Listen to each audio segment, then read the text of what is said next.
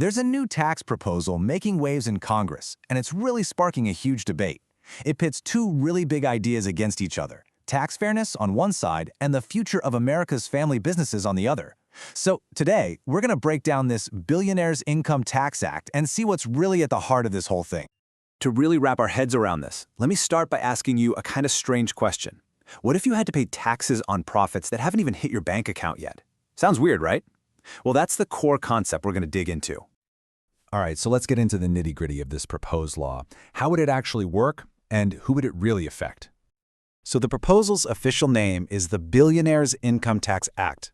But here's the first thing you need to know. Despite the name, it would also hit some of America's millionaires. The whole point is to fundamentally change when and how the wealthiest people pay taxes on their assets as they grow in value. The key term you're going to hear over and over is unrealized gains. It sounds technical, but it's pretty simple. Imagine you own a house, and this year its value goes up by, say, $100,000. That's a gain, for sure, but it's only on paper until you actually sell the house and get the cash. That profit, the one you haven't cashed in on yet, that's an unrealized gain. Now, this is where it gets really interesting. The bill treats different kinds of assets very differently. For stuff you can easily sell, like stocks, you'd get taxed on those unrealized gains every single year. But for non-tradable assets, like a family-owned business, the tax gets deferred until you sell it. But, and this is a huge but, there's a catch. They'd slap an interest charge on you for every single year you delay that tax payment. It's basically a fee for not paying up sooner. Okay, so with those mechanics in mind, let's look at the first side of this argument, the push for fairness. Why do the supporters of this bill think this change is so important? For proponents, this is all about closing what they see as a major tax loophole. They argue that the way things are now, the wealthiest people can build up enormous fortunes on these unrealized gains for years, sometimes their entire lives, without ever paying taxes on that growth.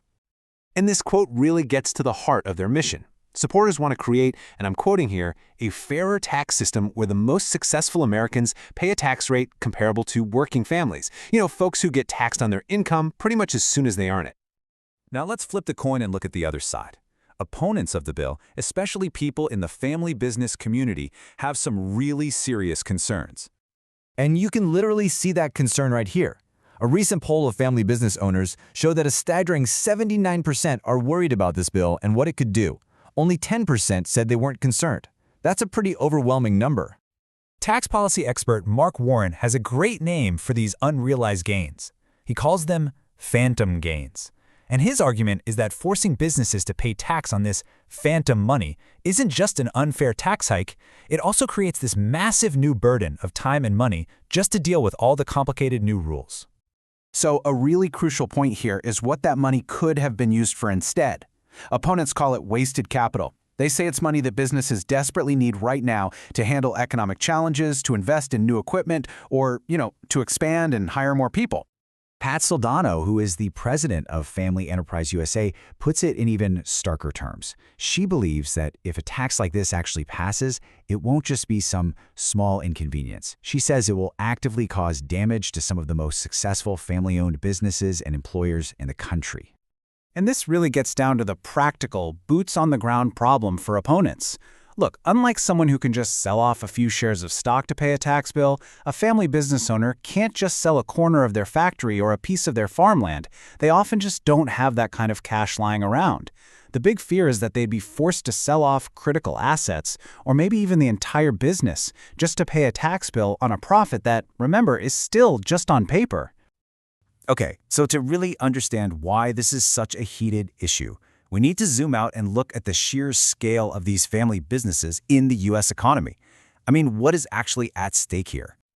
So why does this one tax proposal stir up so much passion on both sides? The answer is the enormous, and I mean enormous, footprint of family-owned businesses. Let's just look at the numbers.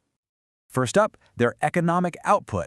Family businesses contribute an incredible $7.7 trillion to the U.S. GDP every single year. That is a massive slice of the entire American economy. Next, let's talk jobs. These businesses aren't just creating value, they're responsible for 83.3 million jobs across the country. That's millions and millions of families who rely on these businesses to put food on the table. And to put that number into perspective, that 83.3 million jobs adds up to 59%. nearly 2/3 of the entire private workforce in the United States. So, yeah, the health of these businesses directly impacts the majority of American workers. So this really is the fundamental question here. On one hand, you have a powerful argument about fairness, that the wealthiest should pay taxes on their gains as they grow, just like everyone else. But on the other hand, you have this very real risk of harming the family-owned businesses that form the backbone of the American economy. It's a huge conflict, and there are absolutely no easy answers.